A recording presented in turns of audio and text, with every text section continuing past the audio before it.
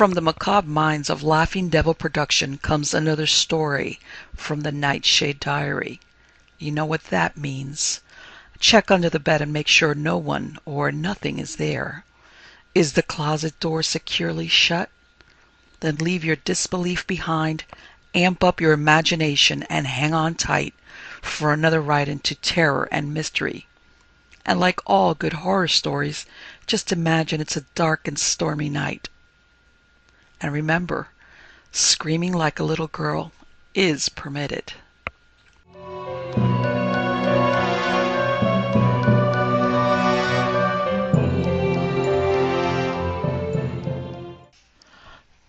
Change by Joe Clayton. In the hollow the aloud had dug into the lakeshore hard mud, damp dripped slowly from fine root hairs feathering the irregular ceiling. Droplets crawling down the roots, clinging for a last moment to the blunt tips, dropping finally into the emptiness below with sometimes sharp tings if they fell into the deepening puddle, sometimes hard rattles as they hit the dead husk of the hibernating uland. The tap-slap ting continued uninterrupted as the pool around the husk rose higher and higher, until at last the drops no longer fell on husk or mud, fell only on water. A sharp crack jarred through the plunks. A line of blue-white light shimmered in the muddy water.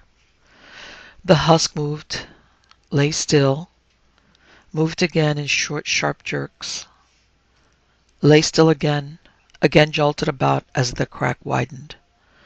The cold light strengthened in the hollow, winking back from silicate crystals in the dirt and shining through the agitated water onto the pale roots. Her back and buttocks out, the aloud rested again.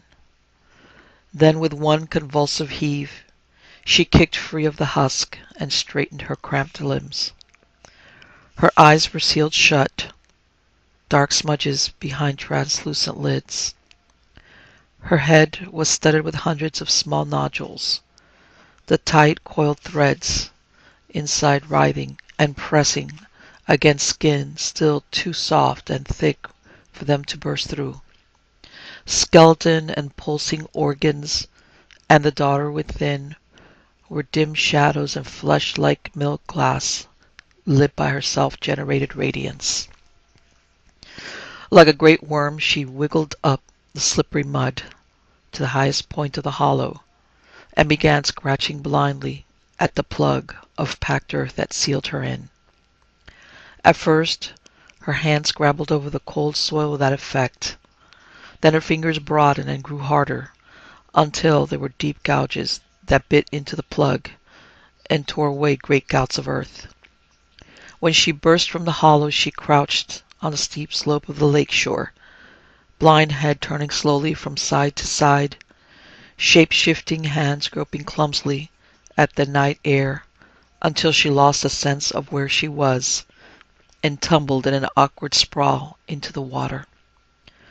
Passively she accepted the embrace of the snow melt, sinking until she floated a dozen feet below the surface. She let the currents nudge her where they would, until she came to rest against a rocky islet near the lake's outlet where a creek tumbled downslope over a spray of boulders. The sky began to gray, a red line spreading along the eastern horizon. The slow process of waking went on, the ulad skin hardening and thinning, her metabolism speeding up.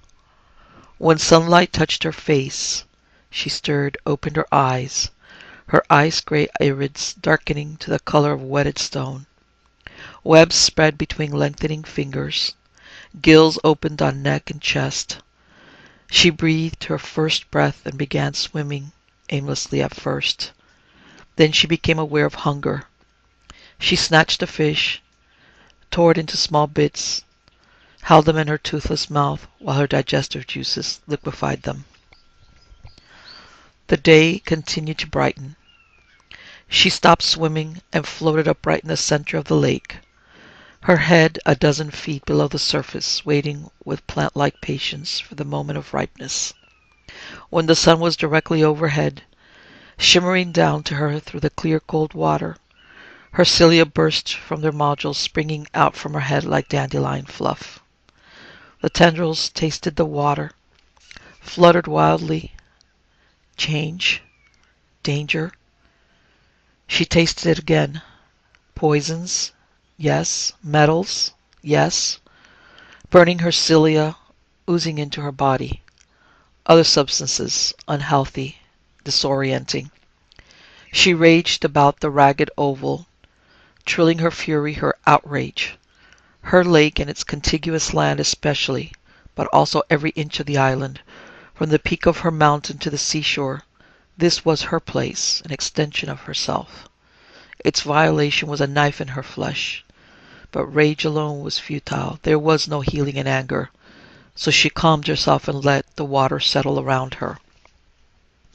Hanging motionless again, she searched into the layer upon layer of memory, passed from ulad to ulad since the first of their line ripened into awareness, searched for croons that she could weave together to exorcise the poisons and destroy the poisoners and give her back her peace.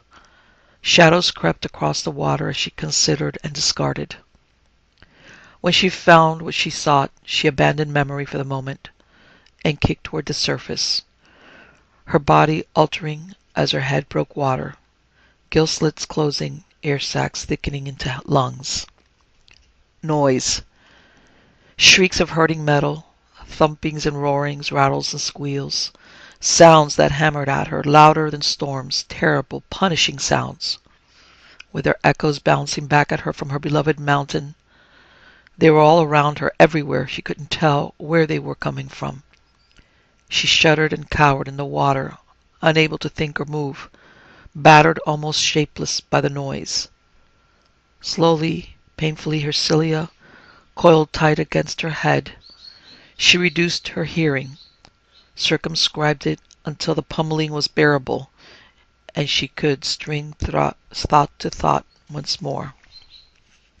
Eyes refocused for long sight, she turned in the water and scanned the lake shore, beginning at the outlet and the creek, turning slowly, seeing only trees and a few birds, turning to face her mountain. Ulu. There was a hole in the mountainside, with debris piled carelessly around it. Coming out of the hole there were two lines of metal set on heavy bulks of wood, half buried in gravel. A wooden flume ran beside them, filled with water from a spring higher on the mountain. She knew that as clearly as if that flume carried fluids from her body. A line of carts with metal wheels came worming out the hole, pulled by a team of ponies, a talking beast riding the first cart with a long whip in his hand that he flicked now and then at the ponies' tails. The carts went clacking along the rails until they vanished into the trees. She turned through another quarter arc, saw smoke rising, saw the ridgepole in the upper part of a shingled roof, the rest of the thing invisible behind more trees. The wind was blowing snatches of that smoke toward the lake. She could smell the poisons in it. Rage seized her again, shook her until her head ached and the daughter within stirred dangerously. A new fear chilled her. No, this is not the time, not yet. She wrapped her arms about her body and sang a quieting croon at the dark worm inside her. One day the daughter within would truly awake and eat herself free, and a new Ulud would swim these waters, walk this land, but not now, no. She frowned at the smoke, considering the order of her sets. The lake first. The lake must be cleansed. That would be hard.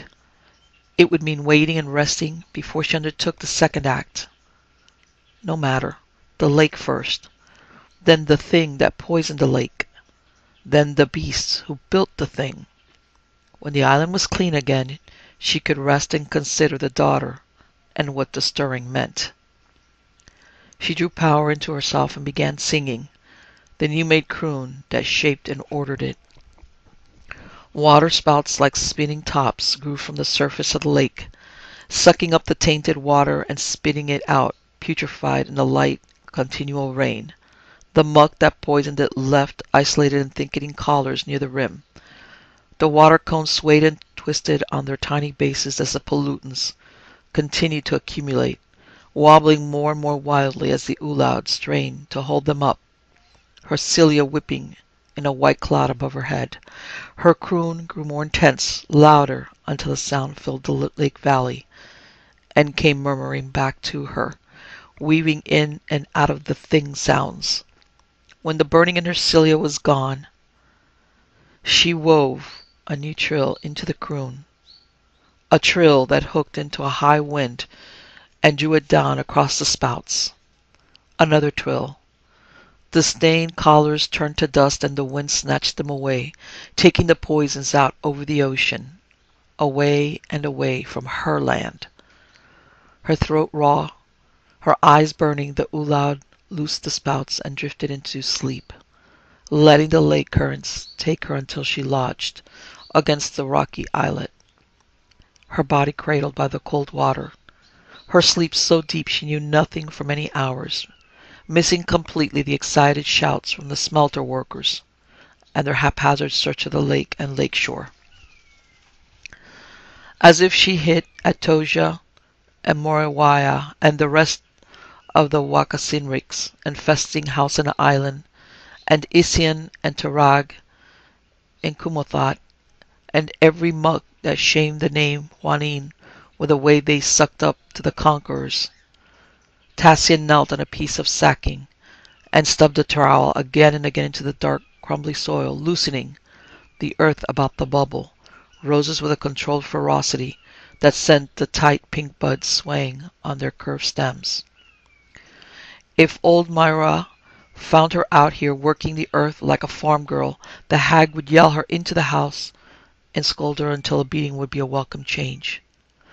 But if she stayed inside another minute with the rest of the Toja's whores, she'd be climbing the walls or killing someone, probably Isian, that fluttering bitch.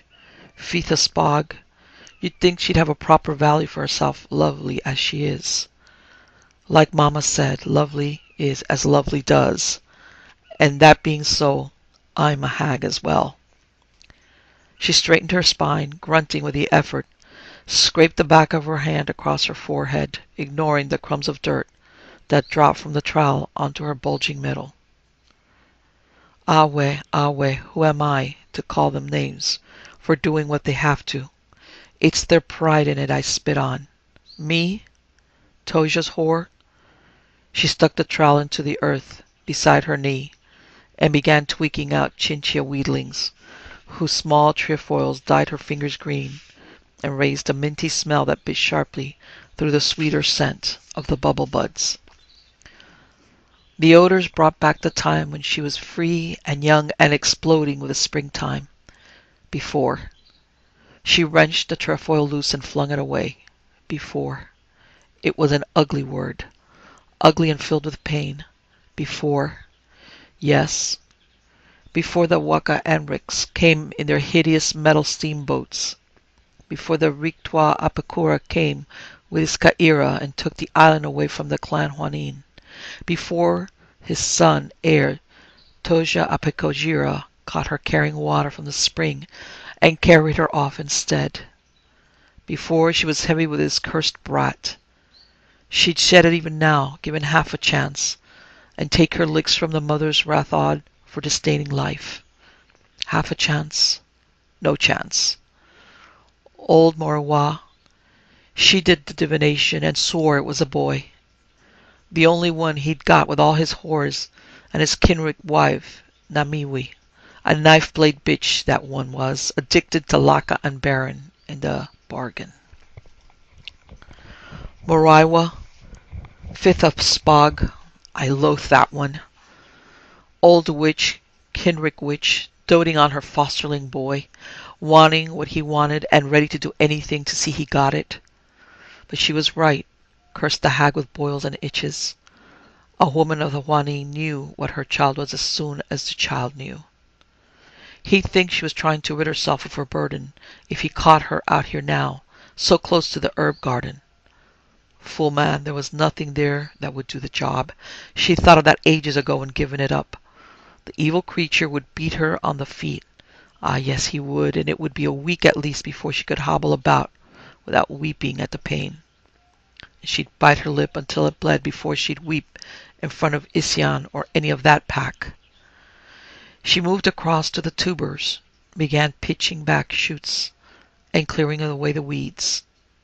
A pair of warbler day moths fluttered past overhead, looping and fluting through a vigorous, noisy courting.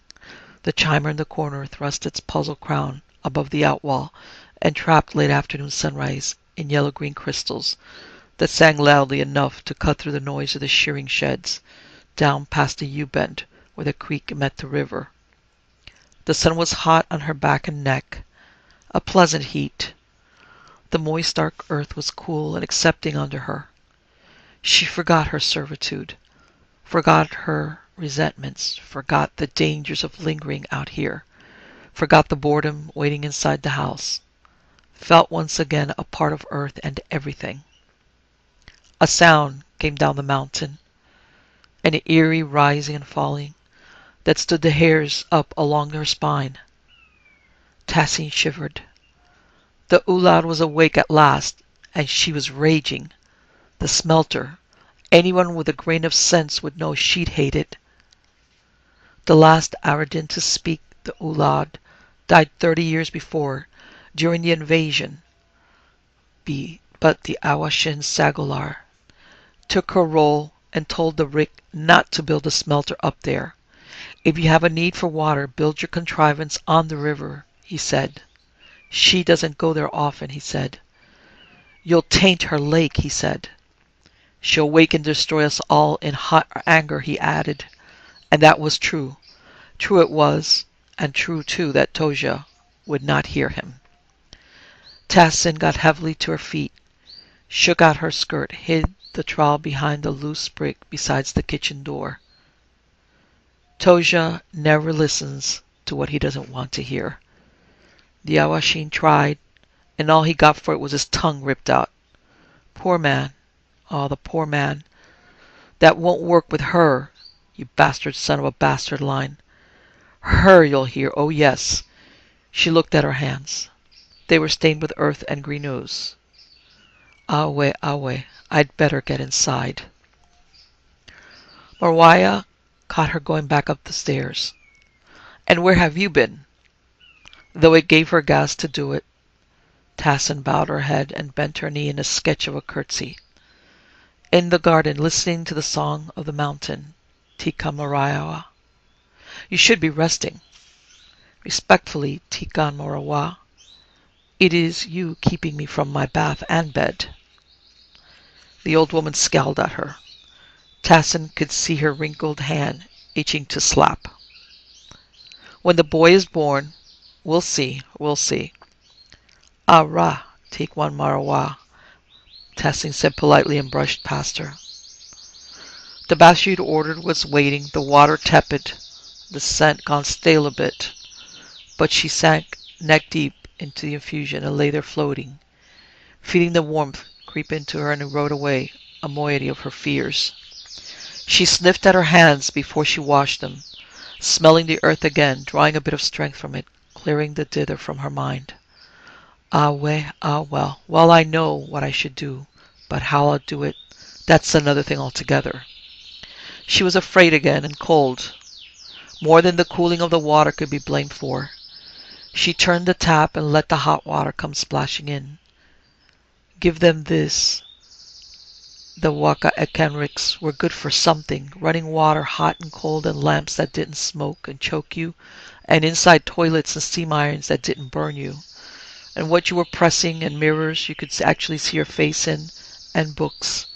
Oh, the grand books that Toja had.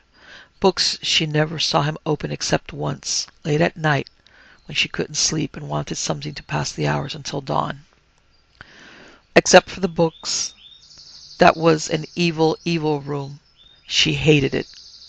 Like his father before him, Toja kept his trophies there. Rounds of skin cut off the chest of Huani men he killed in battle and in chase. The part where the totem signs and the name cartouches were tattooed. She'd made the mistake once of telling him how gloriously her lover Her lover had pleasured her, and how much he disgusted her.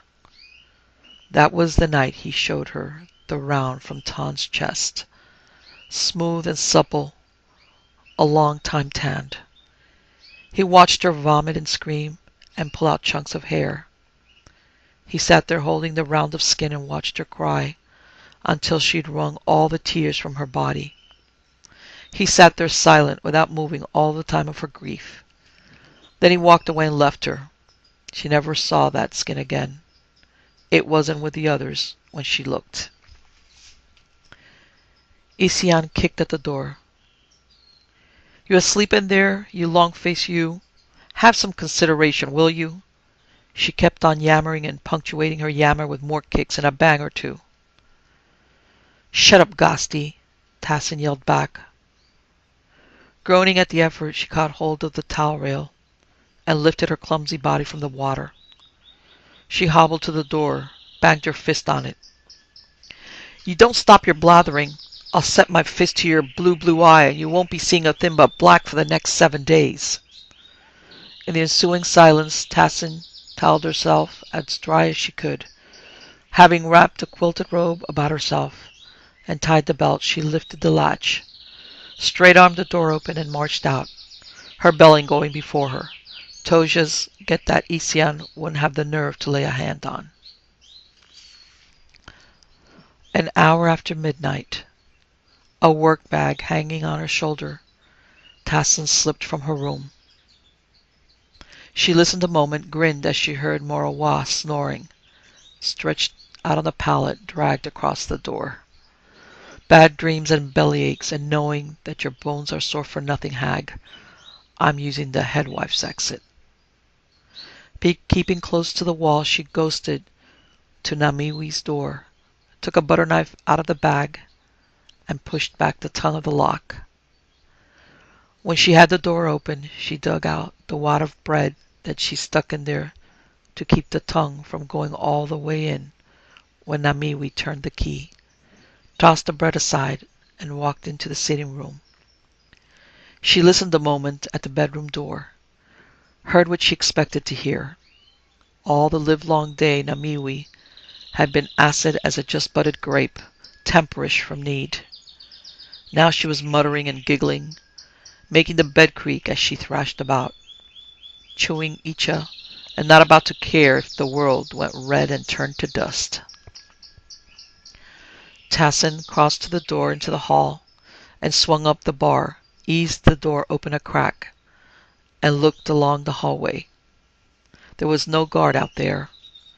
She reevaluated the sound in Namiwi's bedroom and grinned again.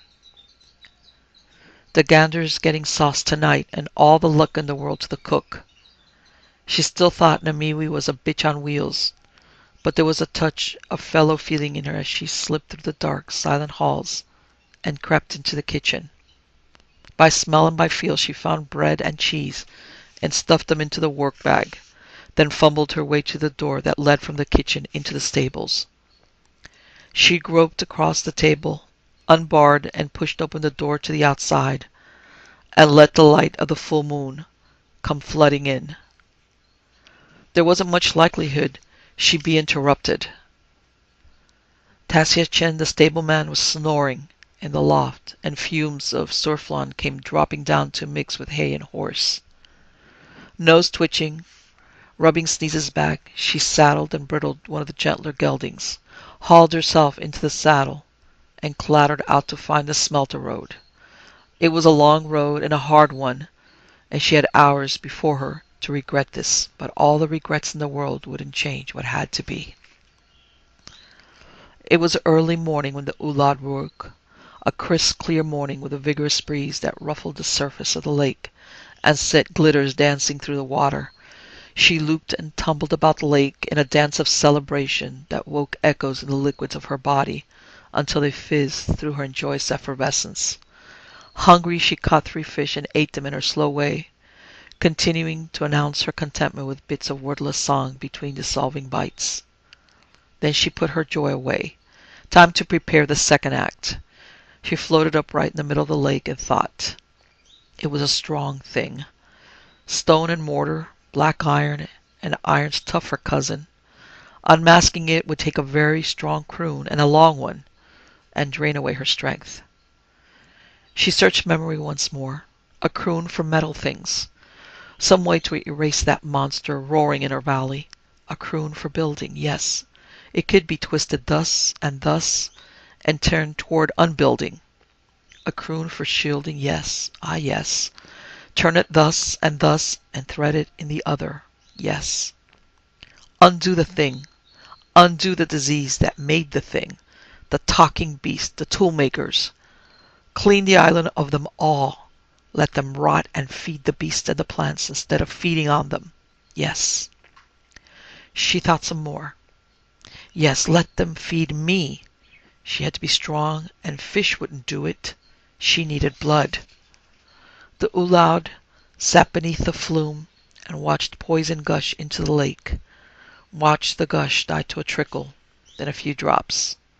Subduing her fury, she fluted a summoning croon, calling one of the beast workers, swarming at the thing, called him to come to her. Come, come. He came from the trees, fighting her with every step, trying to escape the iron hold of the croon and to scream for aid from others of his kind. She blocked that easily. They were tougher than the other beasts, but they had no croons to protect them, no skill at shaping, except with her hands, and that was weak. So weak. He was afraid the sharpness of that fear gave him a dark pungency to the rich, meaty smell that rolled off him. She leaned forward eagerly, tongue altering to hollow needles. Humming with pleasure, she pressed her lips against his neck, pierced the blood channel beneath the tough, resilient skin, and drank. As the link between them intensified, she pulsed to the beat of his heart. She drained him, rested a moment with her lips against his cooling skin, then withdrew her tongue and let the husk fall away. Ulaud. The Ulaud looked lazily at the female beast who'd come without being summoned. She was sated for the moment. She didn't want nor need more blood. Then she stiffened. There was something about this one, like a perfume remembered from long ago. Something. Ulu, she cooed. She held up a hand, the fingers changing to claws, dark and hard as horn, one forefinger left pale and straight. She pointed at the ground, waggled her finger impatiently. There was time now, while the blood worked in her, readied her for the unmaking. Time to taste for that perfume, to summon that memory. Tassin. The Riktoja Apikogira looked down at the rumpled bed and the pile of needlework dumped in the middle of it. The early sun slanted in through the small window and touched to life a half-finished warbler moth. He reached down, touched it. The threads were silky soft. Tassin. The word was a wound in him. Mamiwi stood with her head thrown back, temper in the arc of her nostrils, the line of her mouth. Her eyes were red from the lacca weed, and her hands trembled. The door was locked, she said. I was asleep. The horse slithered out some other way. Your curicure, she was snoring so loud, a herd could walk over her. Find her, Tassin. He bled inside. He would not let her see it. Morowa bent over the basin, chanted at the oil-filmed water. The film shivered, swirled, then smoothed out, and a pale image formed. Tassin rode up a red dirt road on a weary grey gelding, weary herself. On one side of her the creeks, on the other the twin rails of that tram that brought ingots down from the smelter to the steel mill he built on the coast. Who is she going to? Tassin. Show him to me. Morowa blew across the basin, chanted again. When the film cleared, Toja cursed. It wasn't a man, but a thing. Tassin. Tassia Chan lay on his face in the dust and straw. The Rik Toja Apikogira took the shotgun and shot bag from the cabin. Tassin. He was careless and tried to cover himself. He broke the shotgun, plugged in 2 shells. Kill him and bring me the roan. Cap'n Atoden, I want 4 from the Kira following me. 5 minutes. He ignored the sounds of the strangling Huanin, swung into the saddle, and sent the roan clattering out of the table. Tassin. Tassin kicked her feet from the stirrups, clutched at the saddle horn, and let herself tilt sideways until she fell off, wrenching her hands from the leather, but not before she broke the worst of the fall. The croon touched her again, cool and personal. It wasn't calling her, it was just there. She used it like a guide rope and walked alongside this lakeshore until she saw the flume and the Ulad sitting under it. Shimmering in a sunlit halo of drips from the flume, the Ulad's body was slender and delicate. Long white cilia, fine as spun glass, quivered about her thin, high-cheeked face.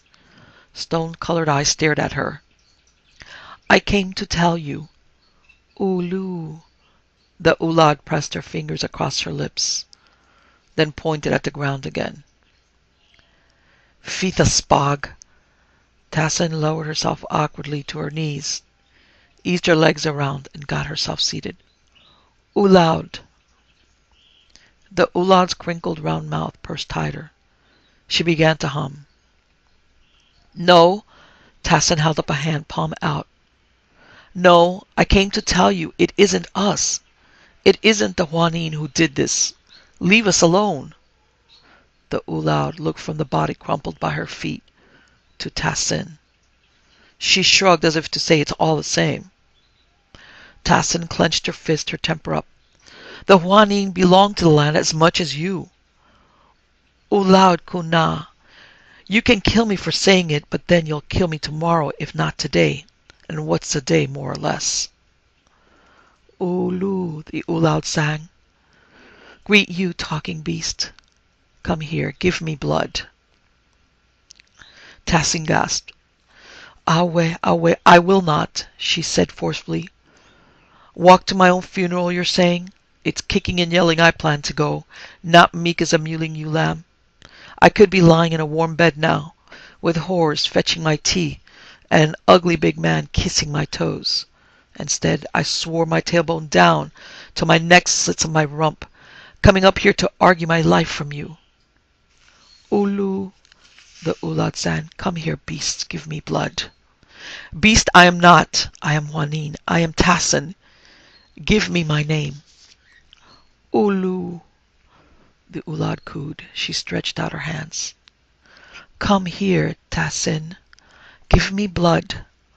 Arata. Take healing from me, she trilled her laughter, for your tailbone. Tassin stared at her astonished. Arata? She names the Arata? Awe, awe. That's for thinking about another day. So it's a trade you're offering? That's a different thing altogether. She squared her shoulders, brushed her hands together, and took a short step towards the Ulaud. Still reluctant, but driven by a combination of curiosity and desperation, she rested her palms on the Ulaud's waiting hands. Warm flesh touched cool, exciting Tassin to her heart's core, stirring her in ways no lover ever had, not even Tan at the height of her passion for him. Cool flesh touched warm, exciting the Ulaud in ways she had forgot as the years slid past since the last Arata had come to her. The hunger grew in her for the sharing, and she forgot the thing roaring and banging up the slope from her. She touched Tassin's hair. The soft strands clung to her fingers, curled about them. She shivered with pleasure. She slid questing fingers along Tassin's neck, the flesh so soft, so firm, so warm and full of life. She gentled the nervous Arata with a slow, unintrusive croon, kept the soft touch moving until she felt Tassin sag against her. She bent closer, touched her lips to the neck. Her tongue changed, hardened, curling over to make the hollow needle that channeled the blood into her throat. The Arata murmured drowsily as the Ulaud pierced the artery at the side of the neck. Her eager delight passed through the link, waking and answering pleasure, and Tassin, which returned along the link with the rich red alien blood, the feedback lifting them both into a spiraling climb towards a shared explosion of joy. Reluctantly, the Ulad pulled her head away. Ulu, Arata, she sang. Now you, now you. Tassin blinked, still half dazed. What? Drink of me. The Ulad lifted a hand filled with opalescent gel drawn from glands in her wrist. Ulu, she sang. Tassin bent until her lips touched the gel. She began licking it up, her tongue moving faster and faster, caressing the Ulad's cool flesh. When the gel was gone, Tassin lifted her head, smiled lazily, then stretched and groaned with pleasure. She got to her feet, marveling at how easily she lifted her bulky body, at how thoroughly her exhaustion had been banished. A wonder and a joy you are blessing, Kunan.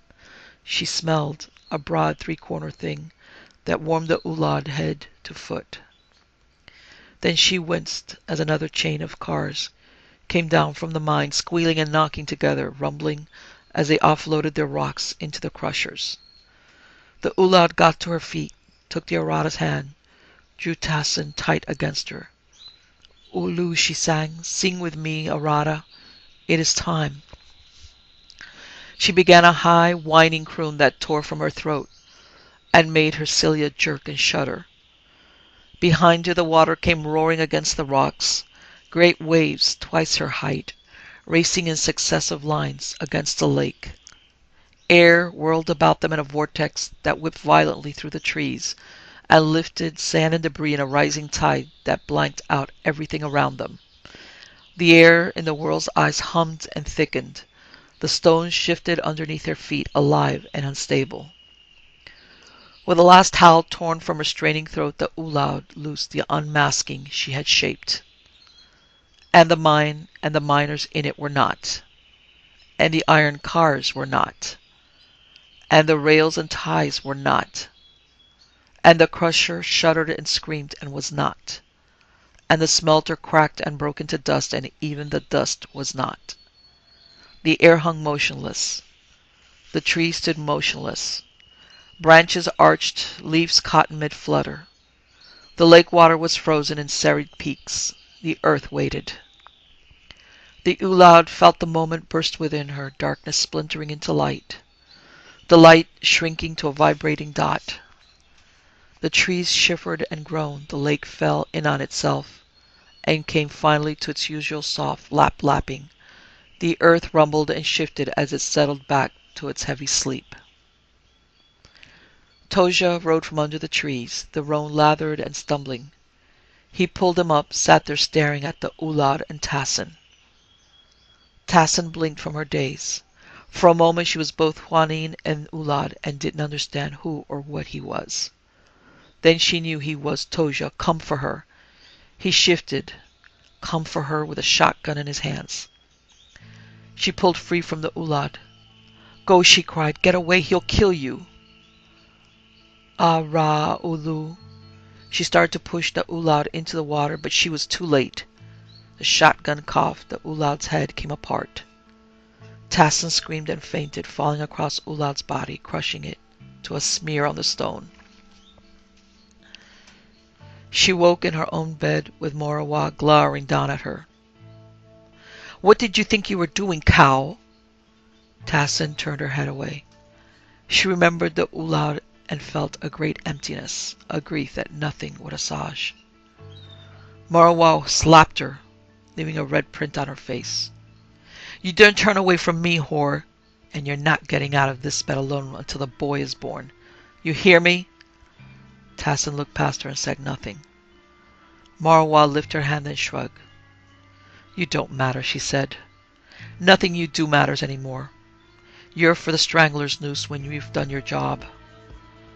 The Tuakais alone know how you'd contrive to corrupt the boy if you were allowed to live and give him suck. Even your milk would poison him. There's a guard outside the door, Marwa went on. He'll stop you if you try to leave. There's a chamber pot under the bed. Use it when you need to. We'll feed you well and treat you tenderly, no fear. It's the boy we're tending. Well? Tassin looked past her and said nothing.